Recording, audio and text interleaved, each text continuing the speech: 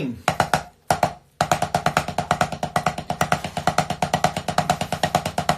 Wait for a few people to come in. Looks like there's a lot of script fans coming in here.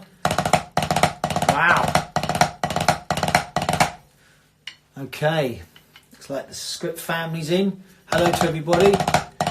I'm guessing this might be the first one of these you've caught by the looks of this. Hello to all of you from all over the world. There's a Brazilian sign there. Hope everyone's well. Oh, good. There's a couple of drummers coming in now. Good. Okay. So, yes. Welcome to Friday. And I've been doing these now for a couple of weeks just to keep everything positive and everything motivated while we go through this very, very difficult time. Hi from Germany. And they've been drummers. And of course, Glen is a drummer. But it looks like tonight we are going to be joined by a lot of script fans. Nearly as many fans on here as there was for Carl the other night, who plays for Robbie Williams. So anyway, they're all about being positive. There's nothing we could do about what's going on around the world, unfortunately, but do our part. Stay at home, look after each other, be kind to each other. And that's all that we could do. And so these are designed to be positive. Just to let you know, what I've been trying to do as well is I've started a total beginners daily drum lesson. Very, very simple for all those people that are isolated. I thought it'd be great to start a new skill. So for all those new people that have just joined in, go along and check them out. Very, very simple. They're just a couple of minutes long. They go up every day, normally every morning. And then I do these, like I said, 4 times a week. And this is now coming to the end of my second week. And I will continue these all the time we are in isolation. So I hope everyone around the world is okay. Like I said, I could see a lot of different countries coming in there. Like I said, you have to also bear with me because I'm still getting used to this. Only started doing these a couple of weeks ago, like I said. A lot of people here that I recognise. I carry on going down here until I find if Glen has come into the world. Hi, Claudia. Thank you for the... Oh, here he is. So you're not waiting to see me. You're waiting to see this gentleman, this good-looking gentleman. So let's see if we can get Glen in. I'm sure he's there. We're waiting for Glen. Feels like I need to do a drum roll. Or, Mike, how are you, sir? Oh my goodness, you good-looking fellow. How's it going, How are you? I'm good. How are you keeping? I'm good. So you've got your cup of tea. What are you drinking now? I'm drinking Irish tea, of course. You're only the best, you know. Okay, and I've got my glass of water. So cheers to you. Cheers to you, Mike. So it's nice to speak to you. Thank you for coming up here tonight. Obviously, No there's a lot of script fans on here. So hello, everybody. All these lovely compliments that they're going to be saying to you, you know, I'm going to wait for a second. We are going to open it up for questions. So when I say send your questions in, then please do then. Awesome. But let's catch up. So you're currently in Dublin? I'm in Dublin, Ireland, yeah. We were touring in the UK. We finished up in Aberdeen, and then I flew from Aberdeen straight to Dublin. That was it must be over, God, 10, 11 days ago or so. And then it all went into overdrive, as you know. I mean, it's a crazy world we're living in. It's hard to believe that it's gone. It's hard to believe that 2 weeks ago, I see people sharing pictures online of gigs and, you know, the arena tour we were on. And to think we've gone from being on stage, feeling all that excitement with everybody in the room. I found a picture last night as I was walking by the front of the audience at the end of the gig with my hand out, touching everybody as I'm going by. And I was just thinking, wow, like that feels so far away now compared to, you know, even going to the shop now to buy a carton of milk. There's like, you know, they've got tape on the ground, distancing, social distancing, you know, to think that that's where we are. It's really like being in some sort of futuristic movie, isn't it? It's like you just can't believe it that it's gone to this. Yeah, I mean it's the same down here, and it's bizarre that you watch the telly or Netflix or film at the moment, and you're watching people go, "Wow, they're hugging, or they're touching each other, or they're too close to each other." It's almost like, well, actually, this is norm. And I know. you know, unfortunately, it's going to be like this for a little bit longer. But the positives. And there is some positives here. Yes, first of all, is for all these script fans that are coming up here, and to all those people, you know, I have to speak to Glenn as a drummer. I have to give him a bit of banter because, you know, he's my friend. Okay, so you know, no offence taken. But yeah, I mean, it's positive because we get to do this, and you know, I've done 8 of these so far. Amazing. 8 drummers. Some have got some incredible stories, you know, from all around the world. Amazing. And it's been good for them because they're like, I actually look forward to coming on and talk to people. And so this is the positive. Yeah. You know, and you know, connection, Mike, isn't it? It's connection. Absolutely, absolutely. You know, and you will go back out on the road. The tour's going to continue. The dates are going to be there. So, so I guess it was about, I don't know, when did I see you? 3 weeks ago. Mike, it only was a couple of weeks ago we were sitting in the hotel in Bournemouth chatting. You know what I mean? And we were just chatting about normal stuff and life and gigging and other musicians that I'm, you know, idolise and that you know and have met. And here we are, you know, it just feels like another world. That it was a few weeks ago you came down to the show and we did the gig, and it's just mad. But like you say, there is positives too. I think the big positive for me would be I think realizing what's really important to you, the people around you. I often say to people around me, you know, it's the people that you are with now, be it here in this format or be it in person. They're the most important people in your life. They're the ones that, you know, you're making time to connect with. And I think sometimes we actually forget that. We get so busy, caught up in life, going after the things that we want. And I was walking today with my girlfriend. We went out for a walk, and I was saying to her, you know, isn't it interesting that no matter who you are, where you are, what you have, what house you live in, or anything you've achieved, we are all the same now, more than we ever were. We are all the same. We are all inside, isolating. We can't be together. And yet I think we're probably more together now as a human race than we have been in solitude. Totally agree. Totally agree. I mean, and I find that, you know, like I said, I've spoke to friends that have lost loved ones, you know, in the last couple of days. Oh my God. You know, and it's exactly what you've just said though. Everybody now, I'm purposely trying to connect with 10 of my drum community buddies a day. It's different 10. In fact, your favorite drummer sent me a message only last night. No way. Yeah, it did come up, you know, lots of love, look after yourself, Mr. Gadd. So it's quite pleasant. amazing. So before I open it up, and I know you're sending in some questions, everybody, so just hang fire before you send those questions in, because as soon as I ask you to send them in, I'm going to start there. I can't scroll back and forth. So I want to just talk about a little bit about your drumming for the drumming support people out there watching this at the moment. And I have to say that I've known you now. I've known of you obviously for a long time, but I've known you personally maybe for 3 or 4 years. And I thought that this last tour, I thought was the best I've ever seen you play. Oh wow! Yeah. I thought it was so relaxed. It was so comfortable. I didn't feel that you were working hard. Wow. And I just loved that. I mean, what have you done anything purposely to try and adapt that? I think it's a mix of things, Mike. I think the imposter syndrome isn't as prevalent as it was at the beginning. At the start, for the first couple of years, you work so hard to prove yourself and to try and feel worthy of your position and where you've got to, that you spend a lot of time, I suppose, maybe overplaying some of the time. And I think now after 10 years around, as a 10 or 12 years, I suppose now after playing so long and doing so many tours, I feel less inclined I feel less of an imposter, and I feel like I'm more part of the community, as you would say, than I would have been before. I feel like I've earned my seat in the drumming room. Do you know what I mean? Whereas at the beginning I was probably, I had a lot to prove.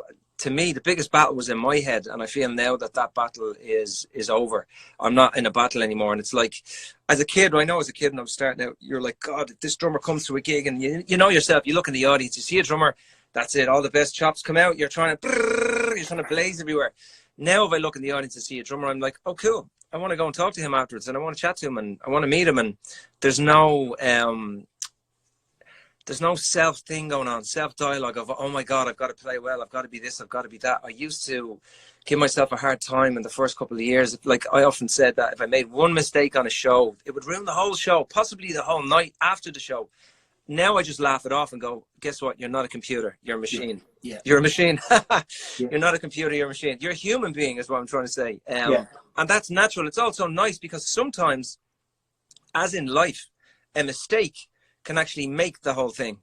And if you just play through that and smile, it can actually, no one's going to usually know anyway. So I think there was that. I also, and I spoke to you about it before, and I don't mind talking about it now. I had a major issue with my right extensor tendon in my right arm, which I got treated in Las Vegas. I ended up out there seeing my best friend who became ill, and I went to see Dr. McGee. I can't remember the name of the clinic, but you just Google him. I heard about him on the Joe Rogan show, and I got I did, as I say, I got an MRI done. They told me I had a partial tear, a partial extensor tear, and I got a stem cell injection, and that changed everything for me. I mean, it just within, especially on this tour, when I went into it, it just healed up. I was able to play. I had power, agility, all of that came back to me.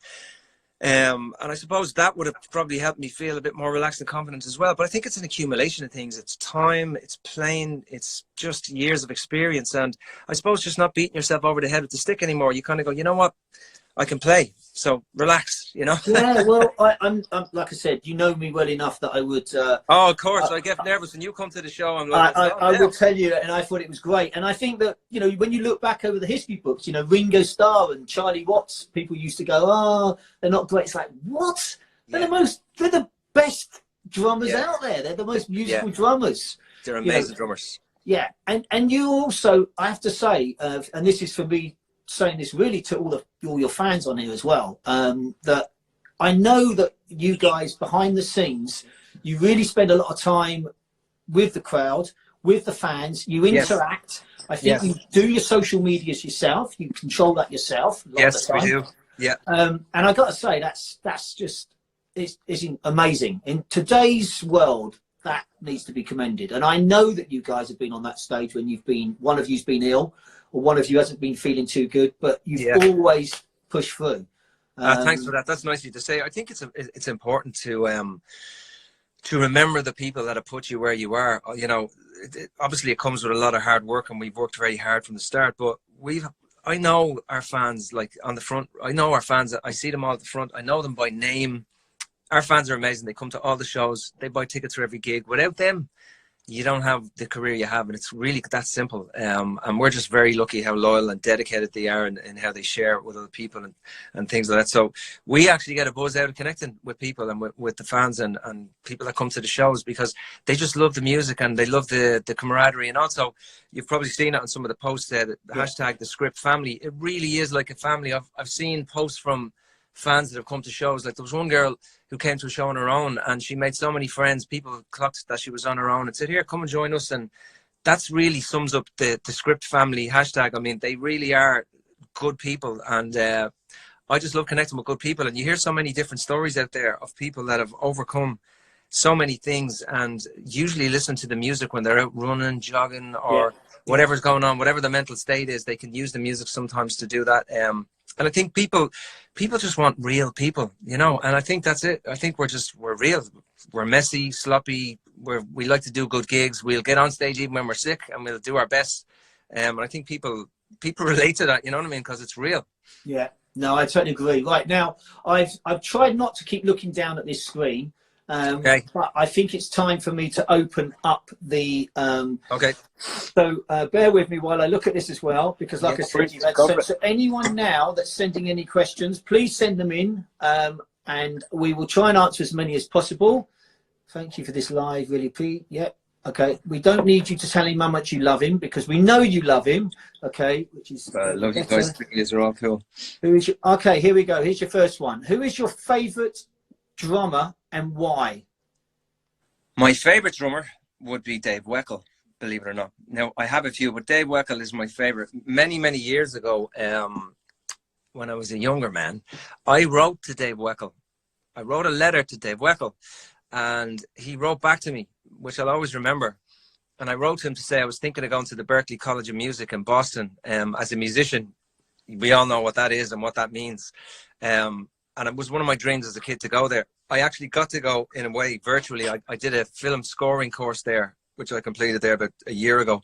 So it was in my mind, I was like, I did it. I got to go to Berklee. But I wrote to him about going to America and living over there and maybe going to Berklee. And he was really kind and wrote this huge letter back to me and advised me on what to do. And, you know, the idea of moving abroad and what that would entail and about practicing and stuff. And it was a signed letter from him. It was one of my treasures as a kid. And I always remembered, you know, what stood out to me the most was the fact that he took the time to write back to me.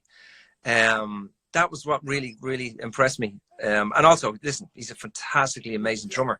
And when I watched him as a kid, I used, I think it was Drummer Plus One or something was the packet. It was like do you remember that? Yeah. I remember buying that, and I used to play along to that non-stop and learn a lot of his chops. And a lot of my hi-hat stuff would be Stuart Copeland / Dave Weckl. So a lot of it's down to him that you know, when I saw him play, I was just like, wow, I want to have that. There's just an excitement to his playing. And he's literally like, he can do everything, but only does it sparingly when it's needed. And I like that too. That appealed to me, you know.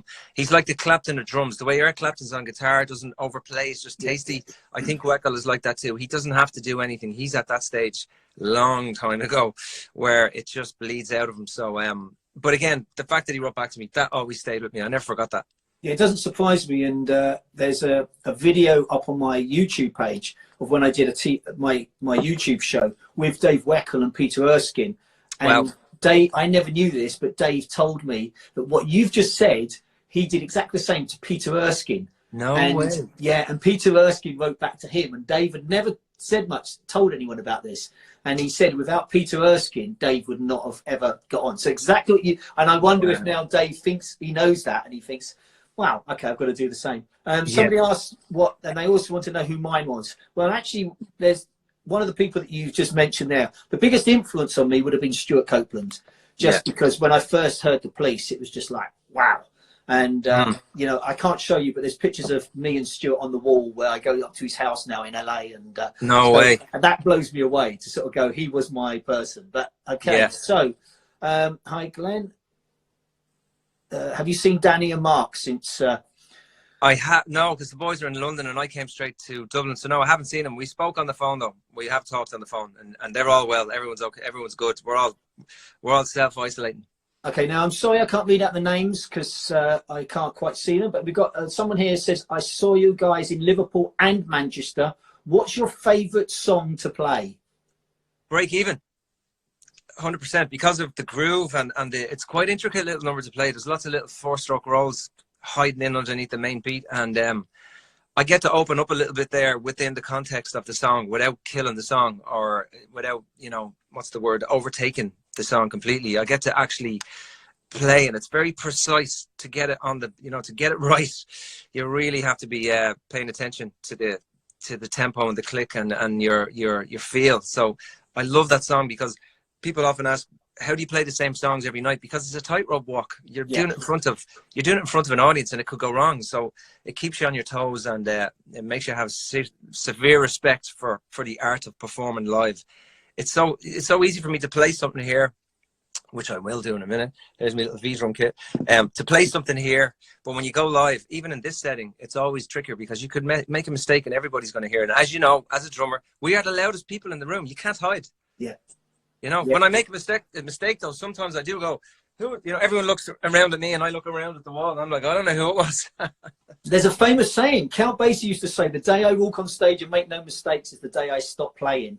You know, you've always striving for that perfection. You know, it's always, and like you say, just by that mistake, it might take you somewhere else. That's the thing. That's what I'm Well, someone's actually said here, can you perform something? So we'll come back to that. And this particular lady here, I'm guessing, is someone you may know because she sent me numerous direct mails today, which is T.S. Claudia. Oh, she's one of our she's a super person. She's one of our big fans. And she does these amazing edits online. You have to do one for Mike, Claudia, after this. You've got to send one to Mike and show him the edits that you do. They're awesome. She's been great today. She's been, I mean, I've got to be honest with you. As I told you, I sent you a text a few times today. And I said, Glenn, I don't know what's going on here, but I've just been got followed by a lot of girls. I that are know. all going to stop following me after this is finished, and they see that I look like something like a Harry Hill cross Phil Collins. You know, I'm not as good looking as Glenn. Oh, we did away with that. So Claudia's asking you, how are you doing with isolation? I'm doing okay. If I'm to be honest, I'm having periods where I convince myself I actually have got something, which is usually just anxious because I've watched too much news, too much media, and I might sit there and go, am I feeling tight in my chest? Me and my girlfriend have actually had that where we're like, oh my God, I'm feeling a bit tight. So am I. And we go into that, you know, into that zone of, are we, and then you wake up and you're okay. So, you know, I think it's the collective unconscious in the world right now is that yellow alert. And it takes very little to just go straight to red. That's what I think. So, you know, I found I've had weird dreams, real anxiety dreams and stuff and all of, I think the uncertainty is hard to deal with for people. For myself, at times I go, what's going to happen next, and what about next week? And when I start doing that, I just go, deal with today. Just stay here in the room, and that's it. And I just try, you know, accept that this is the way it is. It's something that's very unique, and it won't happen again in our lifetimes, I don't imagine. So while it is a terrible thing, and there are, you know, it's just horrible things happening in the world, and people are dying, and it's terrible. Also, at the same time, if we're to try and look at it in any kind of positive way, I think it's forcing us to look at ourselves and to dial it back to those simple things, which is human connection, which we probably have lacked on a scale that we now are engaging with. Yeah. Well, I had a lovely moment the other day, and I think you're right. We do panic a little bit. I've tried to just watch the news once at the end of the day. Wow, I'm not. Amazing. I don't read social media as you'll see or anyone sees on here. I said from the beginning, I'm in the same position as everyone else with my concerns, elderly parents, blah, blah, blah. But everything's going to stay positive up here. Exactly. But the other night, I sat down at, 10 o'clock at night, and my 22-year-old daughter was watching a Disney movie, and we had a cuddle on the sofa watching Disney. And I was like, wow, I don't think I've done this since she was, 9 or 10 years old. Yeah, so amazing. It's great. Okay, so let's have a look. The next one here, your Freedom Child album really saved my sanity. Thank you. Wow. That's amazing. Else we've got here? Hopefully the gig goes ahead in July. The guys are amazing who play. Sorry, here we go. Hang on. Still appreciate that. What is the situation with the touring at the moment? What any plans or nothing really? It's all a bit up in the air. I mean, we're going to, if we have to reschedule stuff, we'll reschedule it. We won't, we want to fulfill all the gigs. We want to play, but at the moment, everything's uncertain. We don't know where everything stands. So it's very much at the moment, we're going day by day here, and we're going to try and see where everything lands. So I really can't answer that. No one has an answer right now. No. So this may mean something to you more than it does to me. Do you practice with Medruko? Medruko. Or Medru, Metrokno. Oh, metronome? Oh, is that what that's meant to? Okay, sorry. Okay, yeah, maybe that's what that is. Do you practice with a metronome? I do actually practice with a metronome, and I play along with stuff that I mess around with on metronome as well. So yeah, sometimes I do, or if I want to have a day where I just want to loosen up, I'll put a funk playlist on, and I don't know what's going to come up next. I'll put it up on Spotify, and then I just play along with every track in it. No matter what the groove is, I have to play along with it. So I like the challenge of put that on shuffle and just play along. And it's good for your head to try and, sometimes a groove will come up that I mightn't be familiar with or haven't played in a while, and then I'll just kind of flesh that out and stuff. So that's one of the challenges I do sometimes. Okay, so what's your favourite drum rudiment? Someone has asked. Oh, the paradiddle. Without and why? Without. It's so versatile because you can do so much with a paradiddle. You can, oh my God, there's so many ways to apply that to a kit. And it also looks amazing. At first, when you learn it, it's hard to learn. But once you learn it, it just looks amazing. And it's not that hard when you learn it. So I suppose it's like everything in life. But like the double paradiddle, triple and single, give me them any day because you can do so much with them around the kit. And when you start to displace them around the toms, it just sounds fantastic. But as my old drum teacher, Conor Guilfoyle, he showed me I'll show you guys in a minute, a great thing to do with triples, doubles and singles. But he said to me one time, it's a real Yoda statement. He said, if you're practicing and you sound good, you're not practicing. Yeah, that's right. That's right. So he said, if I walk in and I see you there, and and you're blazing and it sounds amazing. He said, that's not really practicing. You already know that, you know. I want to walk in and hear you, you know. So that was I thought that was a Star Wars Yoda thing, you know. Okay, so you've got one here saying, what do you think of the drummer Callum, the drummer from Wilder Youth? I love Callum. He's brilliant. Okay. He's a good friend as well. I have a lot of time for Callum. He's a great drummer, and above all of that, he's a lovely person. He was at our show recently in the O2 in Dublin, and me and him hung out. He's a super, super guy. Really nice guy. When did you start playing? I started fumbling around with rhythms when I was 8. My dad used to, when we were sitting at the dinner table, he would tap like this on the table. So he would do that with his fingers, and I would start copying him when I was about probably 6 or 8. And then I think I was 13. No, I was about 10, and I got this little kid's drum kit, which I broke. I broke the skins. I had it sellotaped and all. And then I was 15, and I walked in, and my parents had got me my first drum kit, which I have a picture of. So I have a picture of it somewhere, and it's me assembling the drum kit. And that was it, really. So maybe from about 8 years old, I started messing with rhythms. And I think when I went to learn the paradiddle, I already knew it, not knowing what it was. I'm really sure that happened. Okay, now you've answered this question a few times, your favourite song. What's the one person, like Claire, if you send your question in again, there's a lot of questions here, so I'm trying to keep on top of it. But Claire, send it in again and I'll try and get him to answer it. But what song do you find the most difficult? Oh, most difficult. If I'm to go back in the past, one of the most difficult to play was Fall for Anything, because I sang and played that. That was hard. I had to sit down and learn that. That was tough. Singing and playing, it's a whole other discipline, because I think you've got to cut your brain into another. There's four pieces going on when you've got 2 legs and 2 arms going, but when you put a voice on top, that's another room you have to open up altogether. So that's tricky. But Fall for Anything, singing and playing, that was tough. Yeah, it is difficult singing and playing, especially when, you know, if the singing may be pushed and you're trying to sit back and vice versa. It's a real polyrhythmic thing going on. That's right. That's right. Yes, the person asked me if I'd seen the Stuart Copeland thing on Channel 4. It's on BBC 4. It's brilliant. If you haven't seen it, Glenn, check it out. It's on Catch Up. Yeah, really good. Right, yes, you've asked that question. Glenn, what's Danny's drumming like? Danny's got better. Danny has actually, yeah, he's he actually plays got the better. drums. Yeah, he does. He when we're sound checking, sometimes we'll switch. I'll go over to his mic, which is usually, his microphone's usually here above my head because he's so tall. But we sometimes switch around, and he'll get on the kit for a while, and I always know when it's him playing, because he's actually getting better. So, and we had 2 drum kits in our rehearsals for this tour, so he got on that drum kit, and we have a video of it somewhere. I must post it, and we start jamming along together. But he has gotten much better. He can play. Okay, so could you just tell everyone your favourite song to play along to again, because everyone keeps asking that question? Break Even. Break Even. And somebody also wants to know how you take your tea.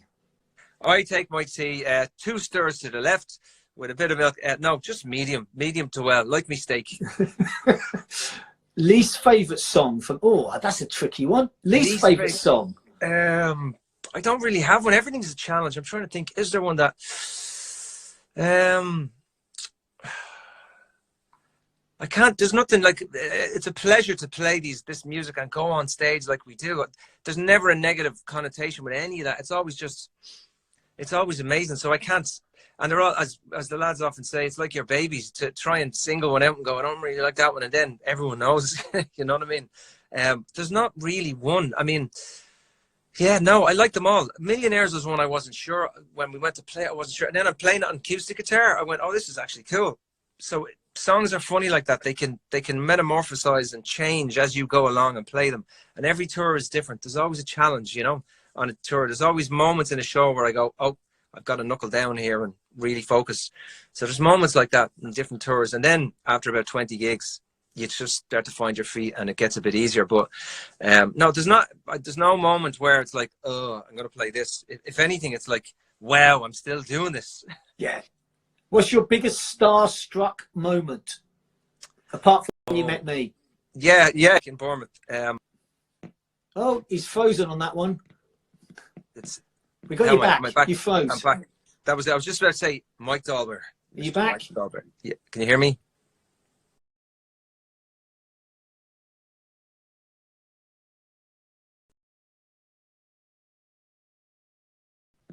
We're back. Okay, sorry. Yes, you're there. Biggest starstruck moment. Oh no, he's paused again. How's that? Yeah, you're in. Okay, I was going to say, Mr. Mike Dolbear, that was my starstruck moments when Mike asked me could he come to a show. Paul McCartney, Mike. Paul McCartney was Brilliant. Sir Paul McCartney. Yeah, sorry, Sir Paul McCartney. I stand corrected, said the man in the orthopedic shoes. He's a lovely man. He knocked on our dressing room door. I mean, we've all told this story, but it's a great story. He knocked on the dressing room door, and we were behind in the room getting ready to play with him in Shea Stadium in New York. And the door opened, and there he was. And I mean, we literally got Tourette's. We were all like, "Fucking Jesus!" And he just walked in and went, "All right, guys, how's it going?" And after 5 minutes of talking to him, he just put us at ease because we were very nervous. A, going on before him. B, playing Shea Stadium in New York.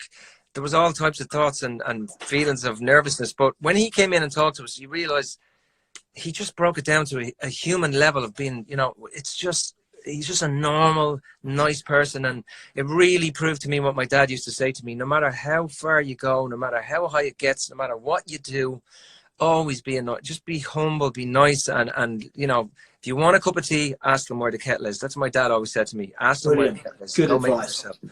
That was Paul McCartney for me. He was just a lovely man. But it was a moment of, oh my God, this is him. I'm meeting him. He's a Beatle. How do you prepare? I've been backstage with you lads, and it's quite bizarre how you guys prepare before you go on stage. But how do you personally prepare before you go on stage? I usually just, and this is partially down to yourself when we sat down and you helped me out that time a few years ago.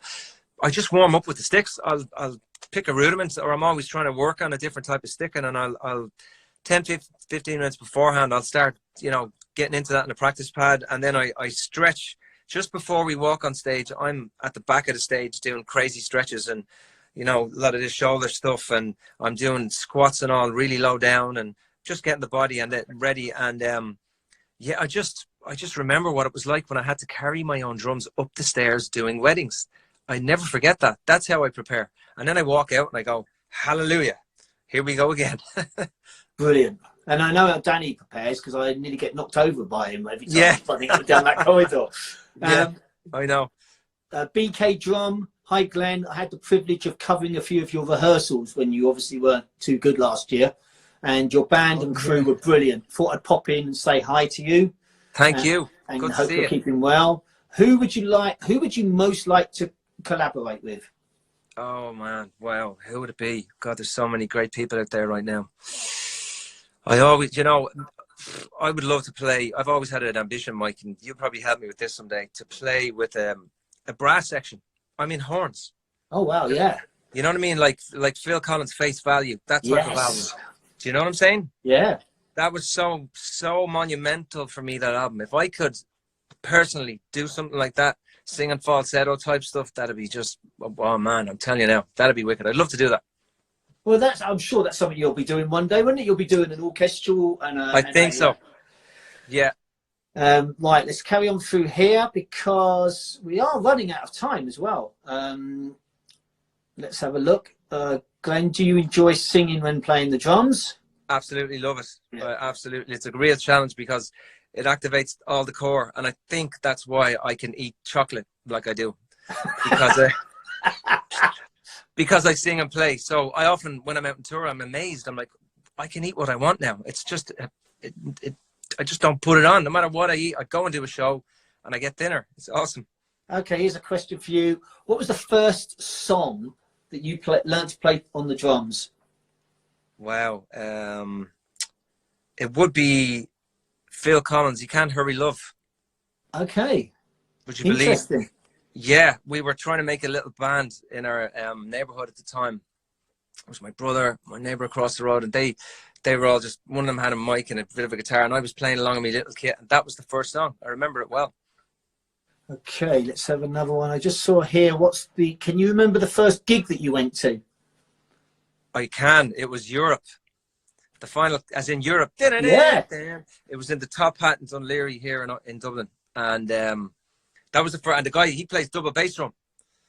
The drummer, and I was just in awe of this wall of sound that came at me, and I was like, oh my God, what must it feel like to be up there in control of that? You know, when he hits that pedal, the whole room shakes. What must that be like? So that definitely gave me a little bit of a bug to want to be there. What do you think was your favourite gig you've been to? Favourite gig I've been to? Oh God, let's see. Obviously seeing McCartney perform, that was really good. Yeah, it's pretty special. His band are real tight as well. They're awesome. I've seen U2 perform. Those guys have it down to a fine art form. They're amazing. And I know Larry and Adam as well. They're great guys. Who else have I seen? I did see, oh God, I can't remember. Uptown Funk. What's his name? Who's the guy that sings that? What's his name? Oh, Bruno Mars or Mark Bruno Ronson. Mars. That's him. Unbelievable.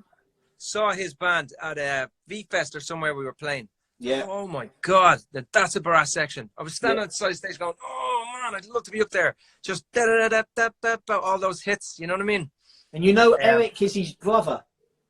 No. Yes, his brother. Eric's Bruno's oldest brother. No, I didn't know that. Yeah. What a band. And the way they all move and swagger and play, and it was just, I was like, okay, that's another level of entertainment. They were amazing. I really like that. How do you guys decide what makes the song list? Oh, I suppose it comes down. We always say the cream rises to the top. The songs decide what makes the song list. You just know. Often I'll sit down and something is played in the room and everyone just gets that feeling, and you know. But it's a process, and there's it's really down to, I suppose, as Mark always says, you know, songs fight for position, but you always know when one is going to rise up, and they usually arrive towards the end. The best ones do, funnily enough, right at the very last hurdle. This one comes right to the front, and you're like, whoa! So it's kind of like that. That's what happens. Right. There must be songs that you have to play. What do you mean? Well, you know, you've got your big hits that the audience always want.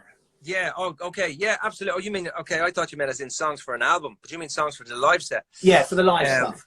Yeah, of course there's songs, absolutely 100%. There's songs we want to play and have to play and that need to be played. It's funny, I went to see an artist years ago, and I'm not going to say who it was, but he played all this obscure stuff. And for the first half, all the audience were kind of just sitting there a bit bored. And then the second half, he just played all the stuff everybody knew. The room went crazy. And I learned a big lesson that night. I thought, you get the gift of doing what you love because of the people that love what you do. So when they come to see what you do, why not do what they love? Yeah, brilliant. Do you know what I mean? Turn that into a song. You've just created a song. I know. I hope someone wrote that down because I forget what I just said. But I think this is staying up for 24 hours. So go back, watch it, and write those words. Yeah. Okay, so we're coming to the end now because you've been up here. We've had your attention for 30 That's okay, minutes. No problem. I'm enjoying talking to you. It's really good. And it's good to see you. Like I said, there were so many questions. I do apologise if we haven't got all of them, but they are flying by me quicker than I can read. So let's come in here. If you could play a new instrument, what would it be? Oh God, You're pretty talented though, aren't you? You've got a few in the bag. I'd love a saxophone. I have to say, I think a saxophone is awesome. I'd love to give that a go. Wow. Okay. Yeah. Do you know David Sanborn? Yes. You do know him? Yes, I've met David a few times. Yeah. Oh, well, do you want him in your band? Oh my God, imagine that. I used to listen to all his albums with the ones with Vinnie Colaiuta playing on and all. Amazing stuff. Yeah, brilliant. I know, it's unbelievable. So how do you come up with the drum parts? When you're in a song process, tell us about the process of a song, or is everyone slightly different, and how do you come up with the parts for it? It's I mean, sometimes there'll be a rough sketch on a demo and I'll come in and I'll jam to that and then I'll abbreviate it. And usually what we do when we record is I'll score out on, like, for instance, if I look, where's my little stand? Oh, it's over here.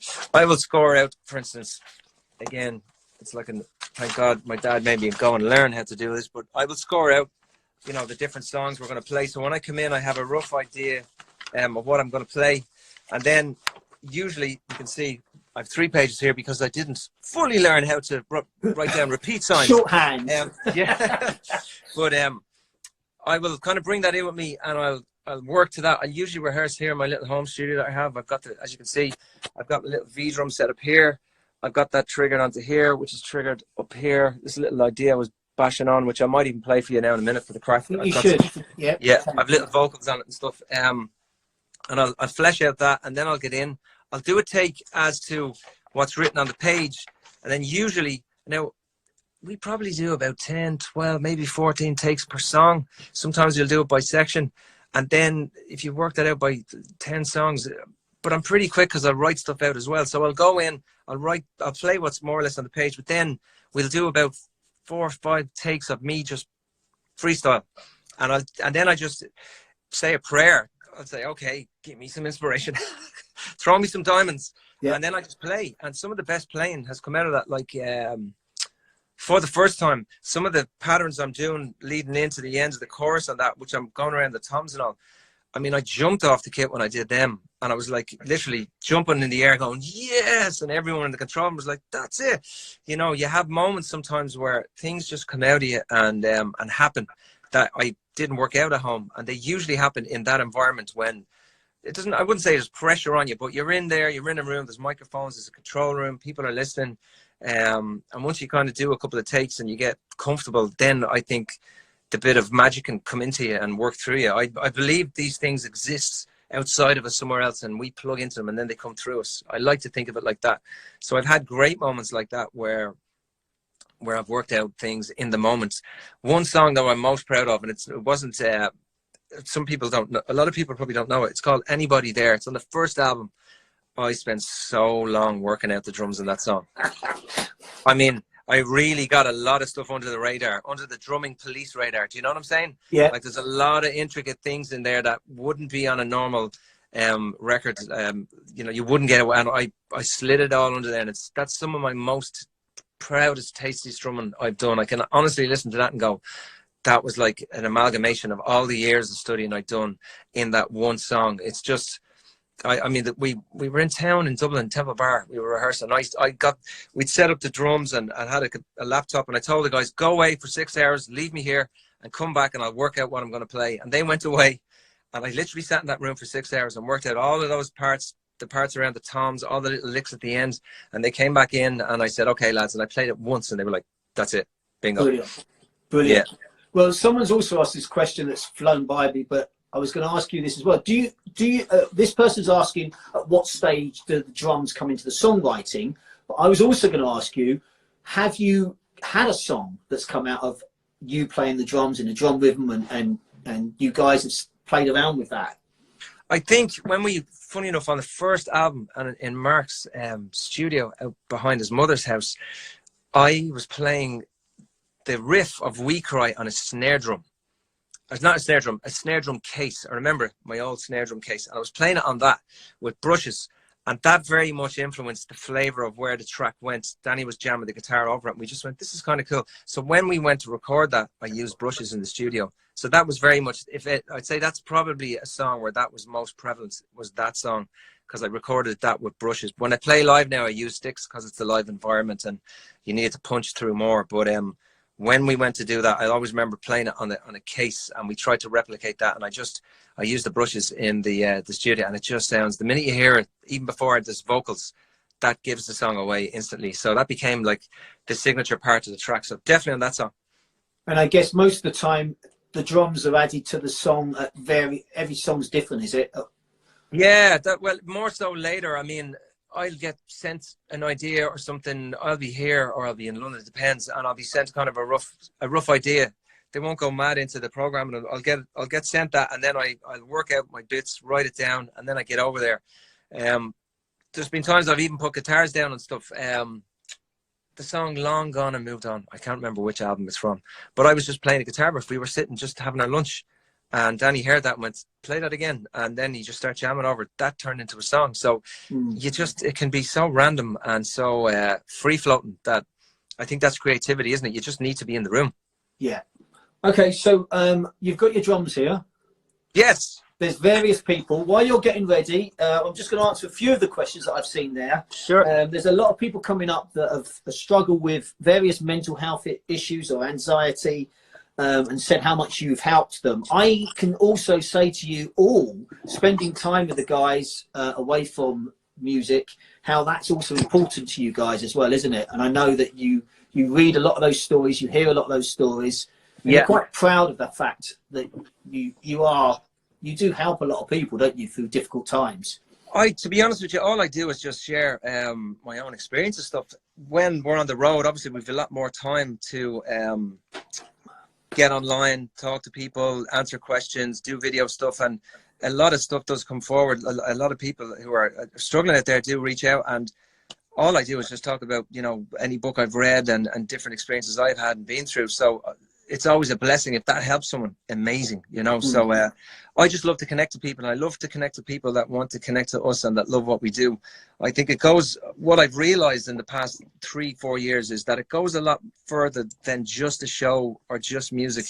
It's not just about that. I think what I've realized is that the human condition is connection. We all just need and want connection. And you know, I often wonder about a person that comes to our show. You know, there's people that would be living in just outside of a village, in a house, feeling a bit lonely, maybe not a lot of friends nearby. And when they can come to our shows, plug in, make friends with some of the Script family, get in touch online. And it's people like that that I really champion, you know, because usually they're the people that end up doing amazing things, because through a struggle comes great victory. And I think the human condition, as such as it is, our greatest need and urge is for survival and also to connect with other people. So we're just blessed that we're at the top of that thing, that we get to bring so many people into a room. So if anyone ever asks me, or if there's any way I can help them when I meet them after a show or I'm outside, I'll just say, well, I read this book, it helped me through that. I mean, we're all going to go through things in life. Yeah. That's the nature of life. There is no way of avoiding what life is going to throw at you. You're going to have amazing things happen to you, and you're going to have really terrible things happen to you too. But I think it's how you look at it. And also what's really important is the community you have around you, and the network of people. And I'm very blessed. I've got amazing people in my life. I've got an amazing girlfriend, amazing friends within the band. There's you, Mike, who's amazing for doing this, for the community that you grow. You know, I don't know anybody else like you that's doing this. You're the first person I've met that's doing it, and it really is a blessing that you reach out like you do and take the time to come to the shows and connect with us drummers, and connect those drummers who probably wouldn't connect without you doing it. So again, there's little blessings everywhere out there in the world, and I think the smallest thing can create the biggest wave, and that's what I've realized. So if it just means me saying read this book, then so be it, you know. I still have my own stuff to deal with, but life has been very, very good to me, but it's also been very tough. But I know it has. Yeah. You know, I try and be positive. I try and smile and try and just, if I'm grateful, I usually have a better day than if I'm looking at what I don't have. If I look at what's in my life now and what I do have, then life is good. But if I'm sitting there going, oh, this has happened and I missed this or I haven't got that, then I'm going to have a shit day. Whereas if I get up, smell the roses, get outside, get some air, and play some drums, life is going to be good. And music's the universal language. You know, it's so powerful. Music is the tonic. There is nothing better. It's the ultimate healer in the world. Be it rhythmical, be it guitar, piano, no matter what I do with music, every time I go to it, it's there, and it's never failed me. It's never let me down. And it's blessed me in ways I can't even begin to explain. I mean, it's brought me through so much in my life, and so has the Script family and the shows and the people and the audiences. And you know, when I've had some of the hardest things happen to me in the last year, just to walk out on stage and look out into an audience and know that everyone there knows what's going down, and you know, the messages of support from them all has been honestly amazing. And just to know that people have your back in that way with intention. I believe intention matters. Intention bypasses geography, and it goes all over the world. So there's good intention out there with people. People are generally really good, and we're blessed because our fans are just, honestly, they really are one of a kind. Well, you're going to play some drums, and then we're going to bring this to an end. And all those people out there, thank you for joining us.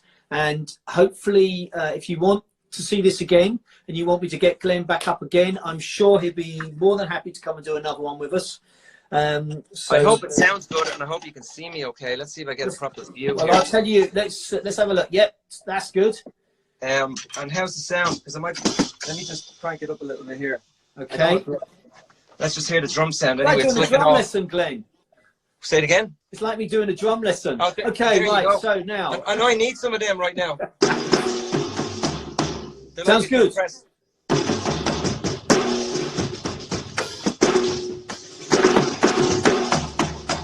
Sound okay? Sounds good.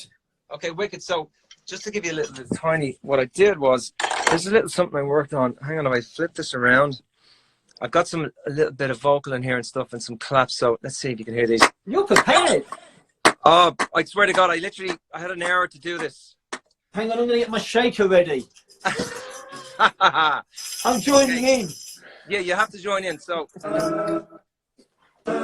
this is all basically a layer of vocals. Now I'm going to play along to this, and I've got some crazy lyrics and some high pitched falsetto-y stuff in there. But it's going to be fun, and the leaders sound really, really distressed and really compressed. All right, sound really good. So we give it a spin, Mike.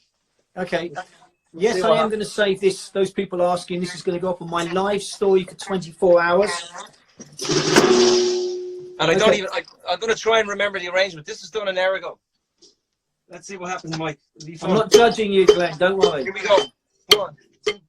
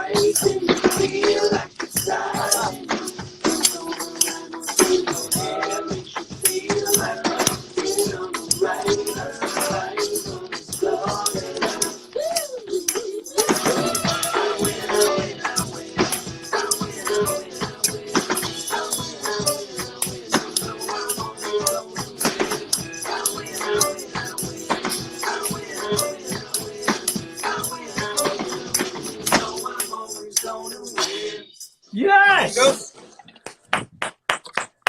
Well done, Glenn. Thank you so much. Good buzz. Thank you so much. It's great to see you. Great to see you too, Mike. And thanks to everyone. I'm sure there's lots of people there that want to come back and watch this again. This has been 50 minutes. It's only due to be 30 minutes. This is the good news. This is the good stuff now, look. This is the good stuff. We're getting into it now. Yeah. Now, listen, it will go up on my Instagram live for the next 24 hours. It's 50 minutes, so it's going to take a while for it to load up there. Okay. But stay safe, everybody. Look after each other. We're all going to come out of this the other side. You know, Glenn, thank you so much. Thank you, Mike. Good to see you. Good to see you too. And goodbye, everybody. See you later. Take care. God bless everyone. Stay safe.